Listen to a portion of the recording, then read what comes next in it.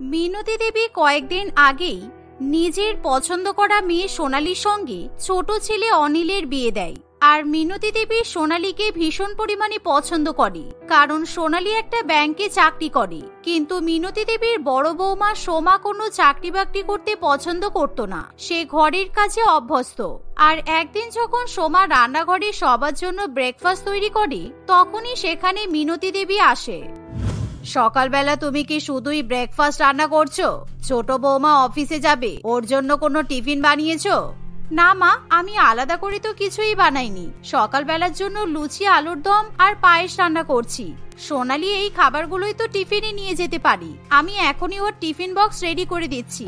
একদমই না, দুপুরবেলা লুচি আলুর দম খেলে মেয়েটার পেটে গ্যাস হতে পারে। সেই খেয়াল আছে তোমার? ওকে সবজি দিয়ে সাদা পোলাও রান্না করে দাও। ছোট বৌমা পোলাও খেতে ভালোবাসে। এই মুহূর্তে ঘরে তো কোনো সবজি নেই, তাছাড়া পোলাওয়ের চালও কিনতে হবে। তাই আজকে পোলাও না করে আমি বরং ওকে ম্যাগি বানিয়ে দিই। আমার মুখে মুখে তর্ক করো না। আমি খুব ভালো করে জানি সবজি ছাড়া ম্যাগি খেলে শরীরের কতটা ক্ষতি হতে পারে। যদি পোলাওয়ের চাল কিংবা সবজি বাড়িতে না থাকে, তাহলে বাজারে গিয়ে নিয়ে এসো। এই শুনে সোমার কিছু করার থাকে না। সে বাজারে গিয়ে চাল সবজি কিনে নিয়ে এসে সোনালীর জন্য পোলাও রান্না করে দেয়। আর কিছুক্ষণের মধ্যে ব্রেকফাস্ট করে সোনালী টিফিন বক্স নিয়ে অফিসে বেরিয়ে যায়। এদিকে দুপুরে সোমা রান্না বান্না করে কাজকর্ম সেরে নিজের ঘরে চলে যায়। দেখতে দেখতে বিকাল হয়ে আসে। আর বিকালবেলা পাড়ার কিছু মহিলা মিনতি দেবীর বাড়িতে আসে। কি রে মিনতি, তোর তো 2 ছেলের বিয়ে হয়ে গেল, এখন তোর ঝাড়া হাত পা। দেখি তুই বাড়িতে কেমন বৌমা আনলি। বিয়েতে তো আসতে পারলাম না, তাই ভাবলাম আজকে বিকালেই তোর বৌমাকে দেখতে আসি। বাড়িতে অতিথি এসেছে দেখে সোমা সঙ্গে সঙ্গে চা, মিষ্টি, সিঙ্গারা ইত্যাদি নিয়ে আসে। আর এত তাড়াতাড়ি তাকে খাবার পরিবেশন করতে দেখে অতিথিরা খুবই খুশি হয়ে বলে, বাবা, এসে বসতে না বসতেই এত কিছু আনা হয়ে গেল। তোর বড় বৌমার তো সংসারের প্রতি ভালোই নজর আছে রে, খুব ভালো। এরকম বৌমা হওয়াই তো দরকার। বড় বৌমাকে তো আগেও দেখেছি, এবার ছোট বৌমাকে ডাকো, তাকে তো দেখতে পাচ্ছি না। আসলে আমার ছোট বৌমা ব্যাংকে চাকরি করে, ও এখনো অফিস থেকে ফেরেনি। 9টা থেকে 5টা অফিস করতে হয়, তো তোমরা একটু অপেক্ষা করো। তোমরা আর একটু পরে এলে ওর সঙ্গে দেখা করতে পারতে। সে কি, তোর ছেলের বউ চাকরি করে, তাহলে ঘর সামলাবে কে? বৌমাকে আবার চাকরি করতে পাঠানোর দরকারই কি ছিল? তোর ছেলে তো ইনকাম করে আনে। ঘর সামলানো আর কি এমন কাজ? ঘরের কাপড় কাচা, বাসন মাজার থেকেও বাইরে কাজ করাটা অনেক কঠিন। আমার ছোট বৌমা অফিসে চাকরি করে টাকা ইনকাম করে আনে, আর আমার বড় বৌমাকেই দেখ না, সারা দিন এসির মধ্যে থাকে, একটু রান্না বান্না করে, ব্যাস ওতেই হয়ে যায়। এমন সময় সোমা শাশুড়ি মায়ের কথা শুনে মনে মনে খুবই কষ্ট পায়। আর অতিথিরা বাড়ি থেকে চলে যাওয়ার কিছুক্ষণের মধ্যেই সোনালী বাড়িতে ঢোকে। সোনালী বাড়িতে ঢুকেই সোফার উপর শুয়ে পড়ে। ছোট বৌমাকে একটু গ্লুকন্ডি জল গুলে এনে দাও। সারাদিন অফিস করে বেচারি ক্লান্ত হয়ে গেছে, দাঁড়িয়ে না থেকে তাড়াতাড়ি যাও। এই শুনে সোমা তখনই রান্নাঘর থেকে গ্লুকন্ডি জল বানিয়ে সোনালীকে খেতে দেয়। আর শাশুড়ি মা এমন সময় ছোট বৌমার সঙ্গে নানান রকম গল্পে মেতে ওঠে। অন্যদিকে সোনালী রাত্রিবেলা রান্নাঘরে গিয়ে একা একা রান্না করে সবাইকে পরিবেশন করে। এভাবে 2-1 দিন কাটে। আর একদিন সোনালী অফিস থেকে ফেরার পথে শাশুড়ি মায়ের জন্য অনেক রকম ঘুগনি ফুচকা, চাট ফুচকা, মাটন ফুচকা, মোমো এবং স্যান্ডউইচ নিয়ে আসে। আর সেই খাবারগুলো দেখে মিনতি দেবী খুবই খুশি হয়। তুমি কি করে জানলে বৌমা আমার ফুচকা খেতে ভালো লাগে? আমার ছেলেরা তো এত ব্যস্ত থাকে যে আমাকে ফুচকা এনে দিতেই পারে না। তোমার জন্য অনেকদিন বাদে আমি ফুচকা খেতে পারবো। কেন মা, দিদির তো অনেকদিন বিয়ে হয়েছে, দিদি তো সারাদিন বাড়িতেই পড়ে থাকে। বিকাল বেলা বেরিয়ে আপনার জন্য ফুচকা তো আনতেই পারি। ওর কথা বাদ দাও, সারাদিন শুধু শুয়ে বসে থাকে। ওর কোনো জ্ঞান আছে নাকি? আমি কি খেতে ভালোবাসি ওর কোনো খেয়াল নেই। কিন্তু তুমি খুব বুদ্ধিমতী, সারাদিন অফিসে খাটনি করলেও আমার জন্য মনে করে ঠিক ফুচকা নিয়ে এলে। এমন সময় সোমা সবার জন্য চা বানিয়ে নিয়ে আসে, কিন্তু সে শাশুড়ি মায়ের সব কথা শুনে ফেলে। মা, এই তো 1 সপ্তাহ আগে বাজার করতে গিয়ে আমি আপনাকে ফুচকা এনে দিয়েছিলাম, সেটা আপনি ভুলে গেলেন? ওই তো মাত্র 10 টাকার ফুচকা এনেছো, কোনোদিন কি ছোট বৌমার মতো আমার জন্য এত দামি দামি ফুচকা এনে দিয়েছো? তাও আবার তোমাকে বাজার করার জন্য যে টাকাটা দিয়েছিলাম সেই টাকা থেকেই তো 10 টাকা খরচা করেছিলে। কখনো নিজের গাটের টাকা খরচা করে আমাকে কিছু এনে দিয়েছো? সোমা এরকম কথা শুনে ভীষণই কষ্ট পায়, তাই সে কাঁদতে কাঁদতে তার স্বামী রক্তিমের কাছে চলে যায়। আচ্ছা, আমি কি এতটাই খারাপ একটা মানুষ? আমি টাকা ইনকাম করি না বলে আমার খাটনির কোনো দাম নেই? তোমার মা কখনোই আমাকে পছন্দ করে না। এখন সোনালি আসার পর থেকে আমাকে মানুষ বলে তো মনেই করছে না। এই যে আমি অফিস থেকে বাড়ি ফিরে ভালো ভালো রান্না খেতে পাচ্ছি, পরিষ্কার জামা কাপড় পাচ্ছি, সুন্দর করে গোছানো একটা বাড়িতে ঢুকছি, এসব তো তোমার জন্যই। তোমার টাকা ইনকাম করার কোনো দরকার নেই। একবার ভেবে দেখো তো, তুমি যদি টাকা ইনকাম করতে যেতে তাহলে বাড়িতে রান্না বান্না কে করতো? আমরা কি খেতাম? রক্তিমের কথা শুনে সোমা কান্না থামায়। অন্যদিকে সোনালি মনে মনে ভাবে, এই তো শাশুড়িটা এবার পটে গেছে, ভালো ভালো গিফট দিয়ে বুড়িটাকে হাত করে রেখে দেব, তাহলে আমাকে আর সংসারে কোনো কাজ করতে হবে না। কালকে তো আমার ছুটি আছে, কালকে না আবার আমাকে কাজ করতে বলে। না না, কাল বরং বুড়িটাকে নিয়ে শপিং করতে যাব, তাহলে বাড়িতে কাজ করতে হবে না। পরের দিন সকালে মিনতি দেবী জানায় তার বাপের বাড়ি থেকে কিছু লোক আজকে বাড়িতে আসবে, তাই সোমা অতিথিদের জন্য সারাদিন রান্নাঘরে ঢুকে রান্না বান্না করে। অন্যদিকে সোনালি চালাকি করে তার শাশুড়ি মাকে নিয়ে শপিং মলে যায়। মা, আজকে আপনার যা পছন্দ আপনি তাই কিনতে পারেন, আমি কোনো জিনিসে আপনাকে না বলবো না। দামের কথা আপনি একদমই চিন্তা করবেন না, আপনার যা ইচ্ছা আপনি তাই শপিং করতে পারেন। বৌমার কথা শুনে মিনতি দেবী খুবই খুশি হয়, তাই সে একটা সোনার হার এবং একটা হীরের আংটি পছন্দ করে, যা দেখে সোনালি খুবই বিপদে পড়ে। এই রে, বুড়িটাকে জিনিসপত্র কিনে দেব বলেছি বলে একেবারে সোনার হার আর হীরের আংটি কিনে দেব বলেছি, এখন বলেই যখন ফেলেছি আর তো না করতে পারবো না। ঠিক আছে নিক, সোনার হিরে কিনে দিলে আমি জীবনেও বাড়ির কোনো কাজ করব না। এই ভেবে সোনালি সেই সোনার হার এবং হীরের আংটি শাশুড়ি মাকে কিনে দেয়। আর মিনতি দেবী খুবই খুশি হয়ে ছোট বৌমার সাথে বাড়িতে ফিরে আসে।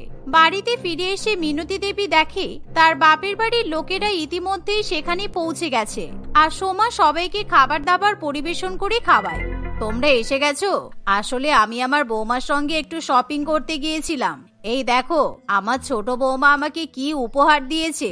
এমন উপহার আমি কোনোদিনও আশা করিনি যে আমি কারোর কাছ থেকে পাবো।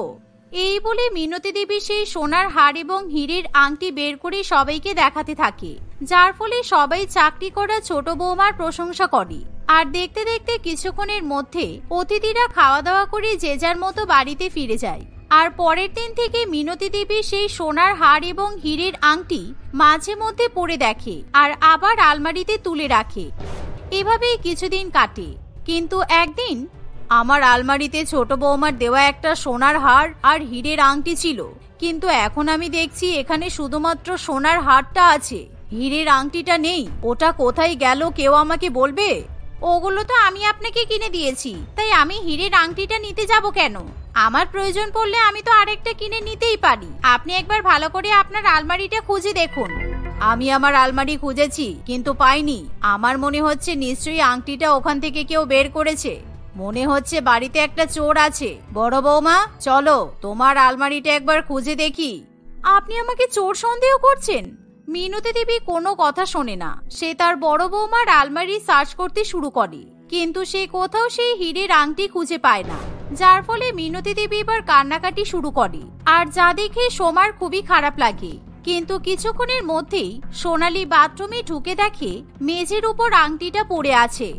মা, এই তো আপনার হীরের আংটি, আপনি বাথরুমে ফেলে এসেছিলেন। আমার মনে হচ্ছে আপনি আংটিটা পরে বাথরুমে গিয়েছিলেন আর কখন খুলে পড়ে গেছে আপনি বুঝতে পারেননি। আংটিটা ফেরত পেয়ে মিনতি দেবী খুবই খুশি হয়, কিন্তু সে একবারও বড় বৌমার কাছে ক্ষমা চাওয়ার প্রয়োজন মনে করে না। তাই সোমা মনে মনে খুবই ভেঙে পড়ে। সেদিনের পর থেকে সোমা কারোর সঙ্গে কোনো কথা বলে না। সে নিজের মতো চুপচাপ ঘরের কাজকর্ম করতে থাকে। দেখতে দেখতে আরো কিছুদিন কাটে। আর ইতিমধ্যে একদিন মিনতি দেবী করোনা রোগে আক্রান্ত হয়ে পড়ে। তাই সোনালি এখন শাশুড়ি মায়ের ধারে কাছে যায় না, কিন্তু সোমা কোনো ভয় না করে শাশুড়ি মায়ের সেবা যত্ন করে। এভাবে দু একদিন কাটে। আর একদিন সোমা মিনতি দেবীর জন্য ওষুধ কিনতে বাজারে যায়। সেই সময় বাড়িতে কেউ না থাকায় মিনতি দেবী তার ছোট বৌমাকে দেখে বলে, ছোট বৌমা, আমার ভীষণ জল তেষ্টা পেয়েছে, আমাকে একটু জল এনে দাও না, তেষ্টায় আমার বুকটা ফেটে যাচ্ছে। আমি আপনাকে জল টল এনে দিতে পারবো না। আমি আপনার কাছে গেলে ওই রোগ আমারও হয়ে যাবে। দিদি বাড়ি আসুক, তারপর ওই আপনাকে জল এনে দেবে। আপনার মতো আমি বাড়িতে অসুস্থ হয়ে পড়ে থাকলে চলবে? আমাকে তো প্রত্যেকদিন অফিসে যেতে হবে। এই বলে সোনালী সেখান থেকে চলে যায়। কিন্তু ছোট বৌমার কথা শুনে মিনতি দেবী বুঝতে পারে তার বড় বৌমা এবং ছোট বৌমার মধ্যে কি পার্থক্য। আর কিছুক্ষণের মধ্যে সোমা বাড়িতে এসে শাশুড়ি মাকে আগে জল খেতে দেয়। এভাবে কয়েকদিনের মধ্যেই বড় বৌমার সেবা যত্ন পেয়ে মিনতি দেবী সুস্থ হয়ে ওঠে। তবে সুস্থ হয়ে ওঠার পর মিনতি দেবী বড় বৌমাকে বলে, বড় বৌমা, তুমি বাড়িতে থাকো, কোনো টাকা ইনকাম করো না বলে তোমাকে আমি অনেক খারাপ কথা শুনিয়েছি, চোরের অপবাদ দিয়েছি। কিন্তু আজকে তুমি আমার সেবা না করলে আমি এত তাড়াতাড়ি সুস্থ হতে পারতাম না। আমি নিজের ভুল বুঝতে পেরেছি বৌমা, তুমি আমাকে ক্ষমা করে দাও। শাশুড়ি মায়ের কথা শুনে সোমা চোখে জল ধরে রাখতে পারে না। না না মা, এমন করে কেন বলছেন? আমি আপনার ঘরের বৌমা, আপনার দেখাশোনা করো তো আমার কর্তব্য। এই বলে সোমা শাশুড়ি মাকে ক্ষমা করে দেয়। অন্যদিকে মিনতি দেবী সোনালীর দেওয়া সোনার হার এবং হীরের আংটি তাকে ফিরিয়ে দেয়। আর সে দুই বৌমাকে সংসারে সমানভাবে কাজ করার নির্দেশ দেয়। সোনালী আপত্তি জানালে মিনতি দেবী তাকে নিজের বদলে একটা কাজের লোক রেখে দিতে বলে। ফলে সোমাকে আর অতিরিক্ত সংসারের কাজকর্ম করতে হয় না। প্রীতি এবং রোহিত দুজনেই খুব ছোট ছিল। তারা খুব ভালো বন্ধু ছিল। তাদের দুজনের বাড়ি পাশাপাশি ছিল। তাদের বাড়ি পাশাপাশি হওয়ায় তারা দুজনেই একে অপরের সঙ্গে বিভিন্ন রকমের খেলাধুলা করত। এমনকি তাদের দুজনকে একই প্রাইমারি স্কুলে ভর্তি করা হয়েছিল। স্কুলটা তাদের বাড়ি থেকে খুব একটা দূরে ছিল না। একদিন, তুমি তৈরি হয়ে গেছো তো? তাড়াতাড়ি ব্যাগটা নিয়ে নাও, আমি তোমাকে স্কুলে দিয়ে আসি। আর টিফিন ব্যাগ নিয়েছো তুমি? টিফিন খালি করেই কিন্তু বাড়িতে আসবে। হ্যাঁ মা, আমি তো টিফিন খালি করেই বাড়ি আনবো। আমি তো প্রত্যেকদিন টিফিন খালি করেই নিয়ে আসি। আমি যদি খাবার খেতে না পারি তাহলে রোহিত আমার টিফিন খেয়ে শেষ করে দেয়, আর ওর টিফিন আমি খাই। ঠিক এমন সময় রোহিত প্রীতিকে জানালা দিয়ে ডাকে, এই প্রীতি, স্কুলে যাবি না? তাড়াতাড়ি চল, দেরি হয়ে গেছে তো। তুই আজকেও তোর মায়ের সাথে স্কুলে যাবি? তুই তো বড় হয়ে গেছিস, একা একা স্কুলে যেতে পারিস না? আমাকে দেখ, আমি রোজ একা একা স্কুলে যাই। মা, আমি তোমার সঙ্গে আজকে স্কুলে যাব না, আমি রোহিতের সঙ্গে স্কুলে যাব। আমিও তো বড় হয়ে গেছি রোহিতের মতো। ক্লাস 3-তে পড়ো, তোমরা বড্ড বড় হয়ে গেছো, তাই না? ঠিক আছে, তোমরা দুজনে কিন্তু সাবধানে যাবে, কেমন?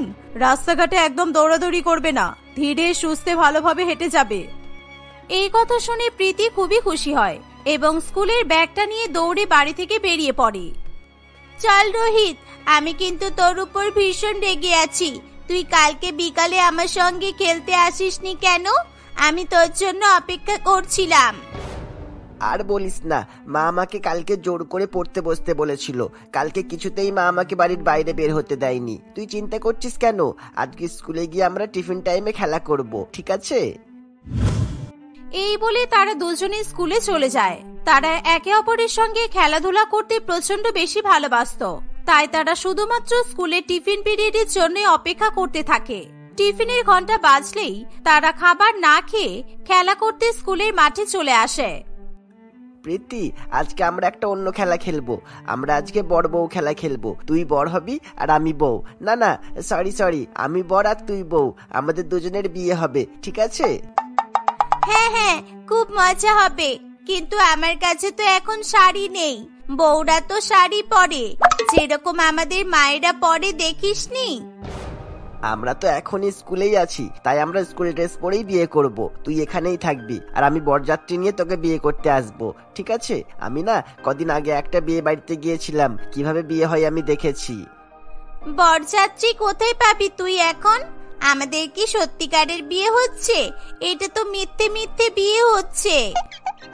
আমার কয়েকটা বন্ধুকে আমি বরযাত্রী বানিয়ে নিয়ে আসবো। আর এখন মিথ্যে মিথ্যে বিয়ে হচ্ছে, তাতে কি হয়েছে? আমি যখন বড় হব তখন তোকে বিয়ে করব। হ্যাঁ, আমরা যখনই হাই স্কুলে চলে যাব তখন তো আমরা বড় হয়ে যাব, তাই হাই স্কুলে গিয়ে বিয়ে করে নেব। খুব মজা হবে। এভাবেই প্রীতি এবং রোহিত একে অপরের সঙ্গে বর বউ খেলা নিয়ে নানান রকমের কল্পনা জল্পনা করতে থাকে।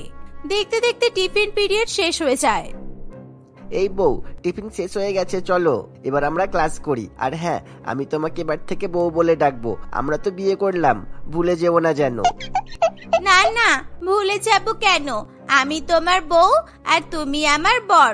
চলো আমরা তাহলে ক্লাস করি। এভাবে সেদিন থেকে প্রীতি এবং রোহিত খেলার ছলে একে অপরকে বউ বর বলে ডাকতে শুরু করে। তারা খুব ছোট ছিল বলে তাদের বাবা মায়েরাও সেরকম ভাবে তাদের কথায় পাত্তা দিত না। দেখতে দেখতে আরো কয়েক বছর কাটে। এখন তারা ক্লাস 9-এ পড়ে। তারা অনেকটা বড় হয়ে গেলেও এখনো একে অপরকে বর বউ বলেই ডাকে। এই দেখে তাদের ক্লাসের বন্ধু বান্ধবরা প্রচুর পরিমাণে অবাক হয়, আর অনেকেই তাদেরকে নিয়ে হাসি ঠাট্টা মজা করে। একদিন, এই বউ, আমার একটা স্কেল মনে হয় তোমার কাছে আছে, দেখো তো। কালকে আমরা দুজনে একসঙ্গে অঙ্ক করছিলাম, আমার মনে হয় স্কেলটা ভুল করে তুমি বাড়ি নিয়ে চলে গেছো। ভুল করে নয়, আমি ওটা ইচ্ছে করেই নিয়ে গেছি, কারণ তোমার স্কেল মানে তো আমার স্কেল। আমরা দুজনে কি আলাদা বলো? কোনো প্রবলেম নেই প্রীতি, তুমি স্কেলটা তোমার কাছেই রাখো। আমি একটা নতুন স্কেল কিনে নেব। আর তোমার যে কোনো জিনিসের প্রয়োজন পড়লে তুমি আমাকে বলবে। আমি তো তোমার বর, তোমার সব জিনিসের খেয়াল রাখাটা তো আমার কর্তব্য। প্রীতি এবং রোহিতের এরকম অদ্ভুত ধরনের কথাবার্তা শুনে তার ক্লাসের বেশ কয়েকটা বন্ধু প্রচুর পরিমাণে অবাক হয়। এই, তোরা কি পাগল হয়ে গেছিস নাকি? তোরা কি সত্যিকারের বর বউ? তোরা একে অপরের সঙ্গে এরকম ভাবে কথা বলছিস কেন? বাড়ি থেকে কি তোদের দুজনের বিয়ে ঠিক করে দিয়েছে? না, বিয়ে ঠিক করে দেয়নি, তবে আমরা বড় হলে বিয়ে ঠিক করে নেব। আমরা ছোটবেলাতে একবার স্কুলে বিয়ে করেছিলাম। আমার মনে হচ্ছে এদের মাথার স্ক্রুটা ঢিলে আছে। সবাই স্কুলে পড়াশোনা করতে আসে, আর এর স্কুলে মনে হয় বিয়ে করতে আসে। আচ্ছা, স্কুলে তোরা বিয়ে করেছিলি? স্কুলে আবার কি কখনো বিয়ে হয়? আরে বাবা, তোরা এত বকবক করছিস কেন বলতো? আমাদের মাথায় একদম ঠিক আছে, মাথায় কোনো প্রবলেম নেই। প্রবলেম তোদের মাথায় আছে। আমরা ছোটবেলায় স্কুলে বিয়ে বিয়ে খেলা করতাম, আর আমাদের পড়াশোনা শেষ হয়ে গেলে আমাদের দুজনের একটা স্বপ্ন আছে, আমরা এই স্কুলেই বিয়ে করব। তোদের সবাইকে নিমন্ত্রণ করব, তোরা সবাই চলেও আসবি, ঠিক আছে? তোদের দুজনকে দেখে আমার কি মনে হচ্ছে বলতো?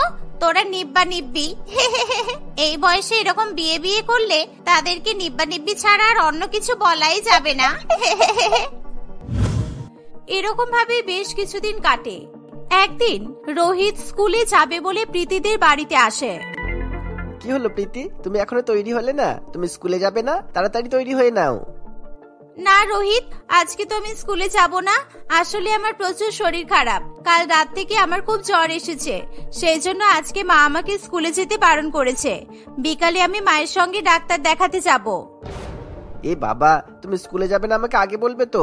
আমাকে একবার ফোন করতে পারতে, কিন্তু একটা মেসেজও তো করে দিতে। তুমি যখন স্কুলে যাবে না তখন আমিও যাব না। আমি আজ পর্যন্ত কোনোদিনও তোমাকে ছাড়া আমি স্কুলে যাইনি, তুমি তো জানোই। এভাবেই প্রীতি স্কুলে যায় না বলে রোহিতও সেদিন স্কুলে যায় না। অন্যদিকে স্কুলে রোল কল করার সময়, রোল নাম্বার 16 রোহিত। রোহিত আসেনি আজকে? রোহিত তো কখনো স্কুল কামাই করে না। এই, কেউ বলতে পারবে রোহিত আজকে স্কুলে আসেনি কেন? হ্যাঁ স্যার, আমি জানি প্রীতির শরীর খারাপ, সেই জন্য রোহিত স্কুলে আসেনি। আমি প্রীতির কথা জিজ্ঞাসা করিনি, আমি তো রোহিতের কথা জিজ্ঞাসা করছি। প্রীতির শরীর খারাপ এতে রোহিতের স্কুলে না আসার সঙ্গে কি সম্পর্ক? আমি বলছি স্যার, প্রীতি সত্যিই শরীর খারাপ, সেই জন্য প্রীতি স্কুলে আসেনি। প্রীতি স্কুলে আসেনি বলে রোহিত স্কুলে আসেনি, এটাই হলো এক্স্যাক্ট কারণ। মানে তোমরা কি বলতে চাইছো? প্রীতির শরীর খারাপ তাই প্রীতি স্কুলে আসেনি, এতদূর তো বুঝলাম, কিন্তু রোহিত কেন আসবে না? স্যার, আপনি হয়তো জানেন না, ওরা দুজন তো বর বউ। বউয়ের শরীর খারাপ হলে বর কখনো স্কুলে আসতে পারে বলুন স্যার?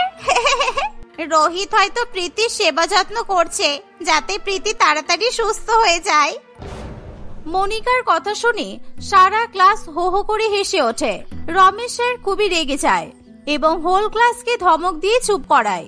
রমেশ স্যার মনে করে বাচ্চারা হয়তো মজা করে এরকম বলেছে, কিন্তু যতই দিন যেতে থাকে প্রীতি এবং রোহিতের এরকম সম্পর্কের ব্যাপারে স্কুলে সকলেই অবগত হতে থাকে। এখন সারা স্কুলে তাদেরকে বর বউ বলেই ডাকা হয়। সেই জন্য রমেশ স্যার প্রীতি এবং রোহিতের উপর নজর রাখা শুরু করে। সে দেখে যে রোহিত এবং প্রীতি সবসময় একসঙ্গেই থাকে। একদিন রমেশ স্যার প্রীতি এবং রোহিতের বাবা মাকে স্কুলে ডাকে। কি শিক্ষা দিয়েছেন আপনারা আপনাদের ছেলে মেয়েকে? স্কুলে এসে বিয়ে বিয়ে খেলা হচ্ছে? এখন তোরা যথেষ্ট বড় হয়েছে, ওরা তখন আর বাচ্চা নয়। স্কুলের সকলে ওদেরকে বড় বউ বলে ডাকছে, এমনকি ওরাও একে অপরকে বড় বউ বলেই সম্বোধন করে। স্যার আসলে ওরা তো ছোটবেলার বন্ধু, সেই জন্য ওরা একে অপরের সঙ্গে একটু মজা করে।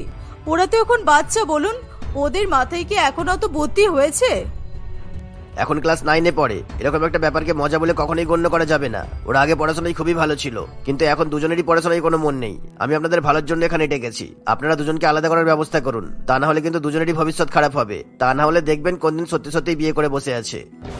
এরকম ভাবে রমেশ স্যার প্রীতি এবং রোহিতের বাবা মাকে অনেক অনেক কথা শোনাতে থাকে।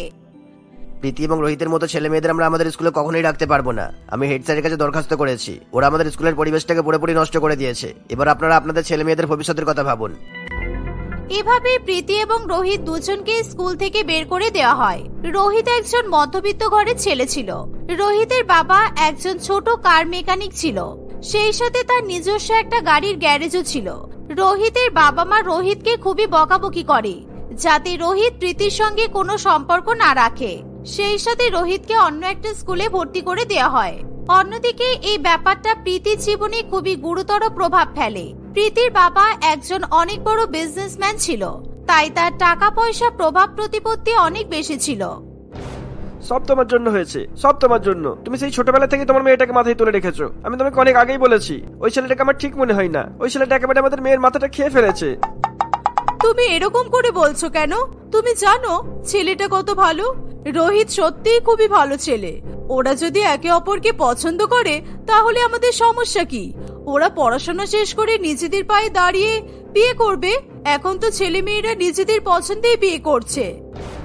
আমি এবার পুরোপুরি শিওর হয়ে গেলাম যে তোমার জন্যই তোমার মেয়ে বিগড়ে গেছে। ওরা এখন ক্লাস 9-এ পড়ে, ওরা এখন ওদের জীবনের ডিসিশন কিভাবে নিতে পারে ওরা খারাপ ভুলের পার্থক্য জানে না। আর তাছাড়া রোহিতের বাবা একজন সামান্য কার মেকানিক। যদি ওর বাবা আমাদের মতো কোনো বিজনেসম্যান হতো তাহলে না হয় ব্যাপারটা নিয়ে একটু ভাবতাম, কিন্তু এখন তো সেটা কোনো মতেই সম্ভব না। ঠিক আছে, এখন কি করতে চাইছো সেটা বলো। স্কুল থেকে তো ওকে বের করে দিয়েছে।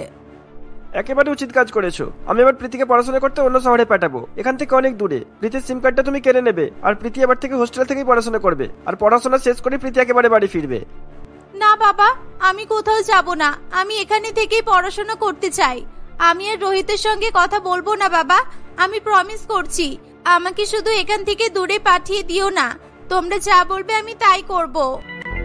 তুমি কথা না বললে ওই ছেলেটা তোমার পেছন ছাড়বে না। তুমি বড়লোক বলেই ওই ছেলেটার ওর পরিবার তোমাকে ফাঁসানোর চেষ্টা করছে। তুমি এখন হয়তো বুঝতে পারছো না, কিন্তু পরে ঠিকই বুঝবে।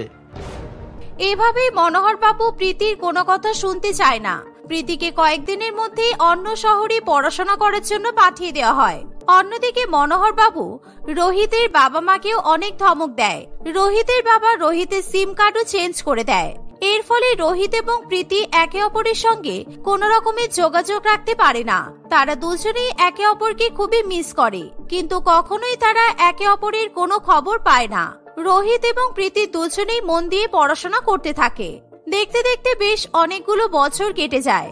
এখন রোহিত এবং প্রীতি দুজনেই একটা অনেক বড় মাল্টিন্যাশনাল কোম্পানিতে চাকরি পেয়েছিল। আর সৌভাগ্যবশত তারা দুজনেই একই কোম্পানিতে চাকরি পায়। একদিন হঠাৎ করেই তাদের দুজনেই সেখানে দেখা হয়। তারা একে অপরকে চিনতে কোনো রকমের ভুল করে না। প্রীতি, তুমি কেমন আছো? তুমি আমাকে চিনতে পারছো? আমি রোহিত, তোমার ছোটবেলার বন্ধু। তুমি আমার ছোটবেলার বন্ধু নও, তুমি তো আমার ছোটবেলার বর। আমি তোমাকে কিভাবে ভুলতে পারি রোহিত? ছোটবেলার সব স্মৃতি আমার এখনো মনে আছে।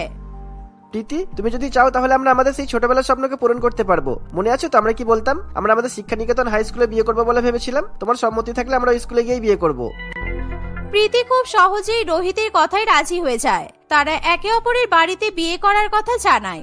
যেহেতু তারা দুজনেই এখন সমাজে সুপ্রতিষ্ঠিত ছিল, তাই তাদের বাবা মায়েরা তাদের বিয়েতে সম্মতি প্রদান করে। প্রীতি এবং রোহিত এক ছুটির দিনে তাদের বন্ধু বান্ধবদের সঙ্গে করে নিয়ে তাদের স্কুলের মাঠে চলে যায়। ওই স্কুলের মাঠেই তারা সবাই মিলে বিয়ের আয়োজন করে।